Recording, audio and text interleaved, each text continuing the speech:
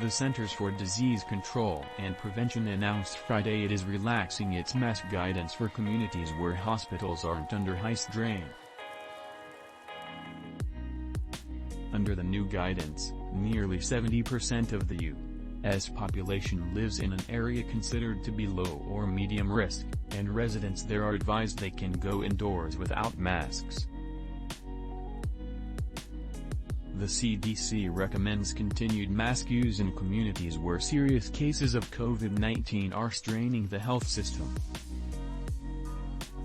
The move to ease up on masking, federal officials say, reflects current conditions at this phase of the coronavirus pandemic, including widespread immunity through vaccination and prior infection as well as better access to testing and treatments. We want to give people a break from things like MOS.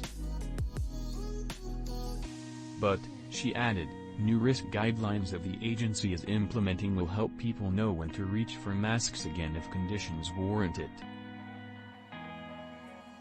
Health officials emphasize that people should still wear face coverings if they wish or if they are personally at high risk. And regardless of local conditions, they should mask if they have COVID-19 symptoms or a positive test or have been exposed to someone with COVID-19. As part of the change, the CDC is dropping its recommendation for universal school masking and instead will recommend masking only in communities at a high level of risk. The agency's new guidelines for assessing community risk, released Friday, weigh hospitalizations for COVID-19 and the proportion of beds occupied by COVID-19 patients in local hospitals more heavily than rates of new infections alone. As the virus continues to circulate in our communities, we must. The agency has changed course on masking several times during the pandemic.